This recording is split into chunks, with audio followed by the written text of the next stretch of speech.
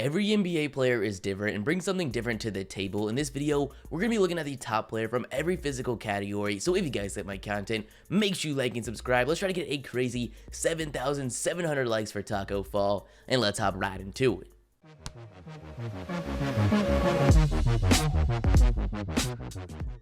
Okay guys, so I'm going to start this off by making it clear these are assumptions. For certain categories like strength and speed, we don't have universal tests everyone does like the NFL with the 40-yard dash. Yes, the combine does have the 3/4 quarter sprint, but unlike the NFL, a lot of top draft talent don't even attend the combine, and even if they do, every individual workout is optional. So for most of the top talent in the league, we don't have any official combine numbers, but that doesn't mean we don't have a pretty good idea, and we're going to start with the strongest player in the NBA. Now, there's no set answer for this. You could look at who is the pound for pound strongest, the strongest at a position, but today we're going to look at the player deemed the strongest man in the whole entire league. A lot of people would jump to names like DeMarcus Cousins, LeBron James, or Joel Embiid, but we're going to look at someone that's widely considered the strongest by both his teammates and opponents across the league, and that's going to be Aquaman, or as you probably know him, Steven Adams. Steven Adams is one of the top centers in the league. This season he managed to get 14 points, 10 rebounds, shooting 60% from the field, but his 10 rebounds a game don't tell the full story. He just might be one of the best rebounders in the whole entire game,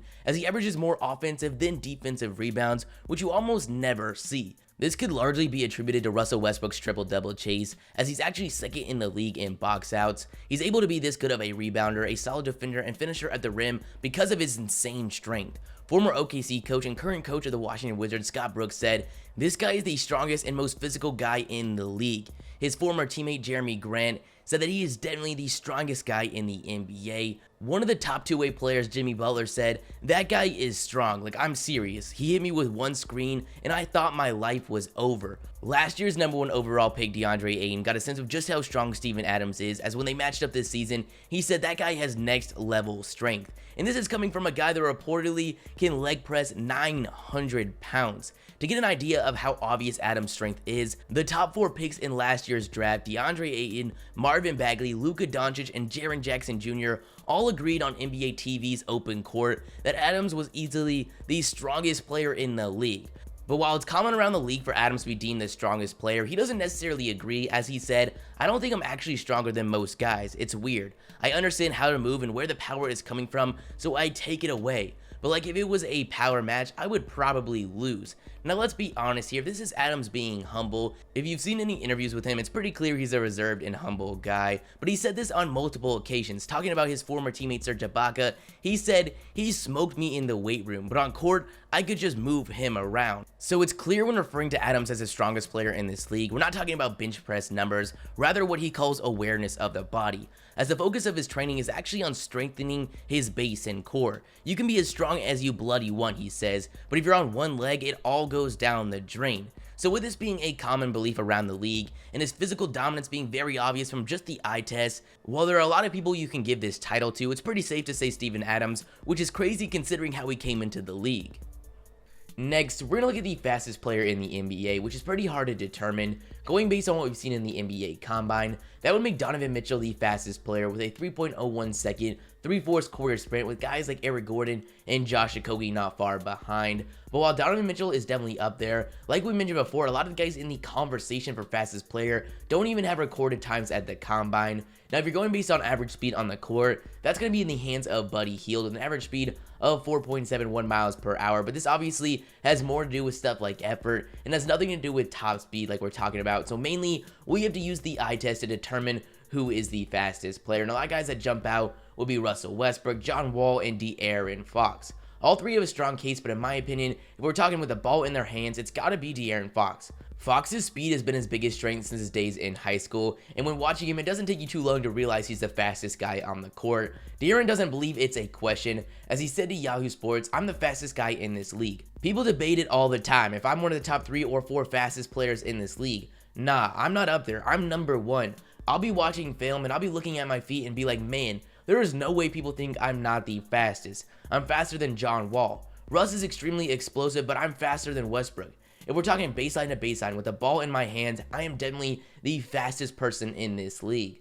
These comments actually stirred up some on-court drama, as when Russ and Fox matched up in December, Westbrook grabbed a defensive rebound, took it coast to coast, burning Fox and getting an and one, walking to the free throw line screaming, "I'm too fast," which was clearly motivated by Fox's comments. Westbrook is 100% right up there with the fastest, but I have to give the edge to Fox, considering Westbrook is getting up there in age, and Wall is coming off an Achilles. I think over the next couple years, it won't even be a question. Fox's speed has been one of the major parts of him becoming one of the top young players in this league, as in just his second season, he went out and averaged 17.3 points, 7.3 assists, shooting 46% from the field, and 37% from 3. Next, we have the slowest player in the league, and this might be even harder to determine. It's more than likely a big man. You could go with someone like 7'3" Boban Marjanovic, Marc Gasol, or DeMarcus Cousins, but I'm going to go with a guy that just retired in Dirk Nowitzki. While at one point Dirk was one of the most mobile 7-footers in the league, now at 41 years old, it's pretty clear Dirk was one of the slowest players in the league. Just look at this clip of him trying to run up the court. Dirk also led the league with the slowest average speed at 3.54 miles per hour. Over the past couple seasons, Dirk's age has really caught up to him. Only 4 seasons ago, he was averaging 18.3 points on pretty solid shooting splits, whereas this season he only played in 15 minutes a game, where he scored an inefficient 7 points. Like we mentioned, this is an assumption, a pretty fair one, but still an assumption. But now that Dirk has retired, I have no clue who holds this title. I want to know your guys' thoughts in the comments below for this one. Next, we got the best vertical jumper in the league, and this one's pretty obvious, and that's going to be the 2-time NBA Slam Dunk champion Zach LaVine. Now, he definitely has some competition. This year's Slam Dunk champion Hamidou Diallo recorded a 45.5-inch vertical at the Combine. You also got Pat Connaughton, who recorded a 44-inch vertical, but Zach LaVine, in a pre-draft workout for the Los Angeles Lakers, recorded an insane 46-inch vertical. Reportedly, players have matched this in the past, such as Michael Jordan, but no one has exceeded 46 inches. Zach LaVine is easily one of the best dunkers we have ever seen, but he's more than just a guy that can jump out the gym. As at 23 years old, this season he averaged 24 points, shooting 47% from the field and 37% from 3. Next, we're going to look at the heaviest player in the league. We're going to look at overall weight, but we're also going to look at highest weight to height ratio. The heaviest overall player in this league is Boban Marjanovic. Boban stands at 7'3" and is listed at 290 pounds, which is just 1 pound heavier than rookie giant Tacko Fall measured in at the Combine. Now, the heaviest listed weight of all time was actually 75 pounds heavier than Boban, and that was Simbular, who was 7'5" and listed at 365 pounds, but he hasn't played in the league since 2015, so for right now, the title is in the hands of Boban.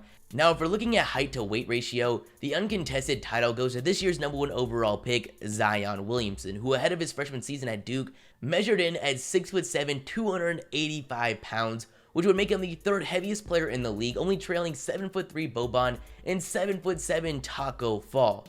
Now, this weight hasn't stopped Zion from being one of the most explosive players we have ever seen, and he actually credits a lot of his athleticism to his insane weight. He said, "I don't feel slow, like with all that weight, just came more athleticism and finding myself able to do new things. People always say you have to grow into your body, but for me, it wasn't even growing in my body. The more weight came, it didn't faze me. It made me faster, stronger. It helped me become a more versatile player." Now, for the lightest player in the league, we have 5'9" Tyler Ulis, who is 10 pounds lighter than the next lowest listed weight, as he stands at 160 pounds. Now, Ulis spent a lot of time in the G League this year, and if we're talking about the lightest we see on the court on a regular basis, that would be Dennis Schroeder of the Oklahoma City Thunder at 172 pounds. For the lowest weight to height ratio or skinniest player in the league, a couple guys jump off the paper, and that's going to be Isaac Bonga of the Washington Wizards, who's listed at 6'8", but only 180 pounds. You've got Corey Brewer, who's 6'9", 186 pounds, but probably the skinniest player in this league would be rookie Bol Bol, who at the Combine measured in at 7 feet, 2.5 inches, but only 208 pounds. For the last categories, we have height, and for tallest, we actually have some players we've already mentioned in this video. This past season, the tallest player title was actually held by both Boban Marjanovic and Kristaps Porzingis, who have a listed height of 7'3", and funny enough, they'll actually be on the same team this season, forming one of the biggest front courts we have ever seen. But this year, there's a new player that holds that title for the tallest player in the league, and it's not even close. That's going to be 7'7" Tacko Fall, who also holds the record for the highest recorded wingspan at 8 feet 2 inches. This absurd height ranks Tacko tied for the tallest player in NBA history. Now, despite his crazy height, Tacko actually went undrafted in the recent 2019 NBA draft, but after an impressive summer league outing for the Boston Celtics, it looks like the fan favorite Tacko might be touching the NBA hardwood sometime this upcoming season. The last category we have would be the shortest player in the NBA, and there's actually a tie. If you're going by listed height, that would make former MVP candidate Isaiah Thomas the shortest player in the league. But if you look back at the combine, we've actually seen two current players measure in at 5'8" 3/4 inches, and that's going to be Isaiah Thomas and a guy we mentioned previously in Tyler Ulis. Now, Ulis hasn't had a big role throughout his NBA career, but the height hasn't stopped IT from becoming a great player, as before getting slowed down by injuries in the 2016-2017 season, he averaged 29 points, 6 assists, shooting 46% from the field and 38% from 3. Pretty crazy what Isaiah Thomas was able to do, and I hope he can turn things around this upcoming season. But that's the video, guys. You guys tell me your thoughts in the comments below. If you want to see an all-time edition, smack the like button, and the shoutouts are gonna be Treyway, Aiden Everton, Swifty J, Chris Jamil, and Billy Goodrich. If you guys want to shout out in the next video, all you gotta do is like the video and comment liked, and I'll shout 5 you guys out. With all that being said, hope you guys have a great day, and peace.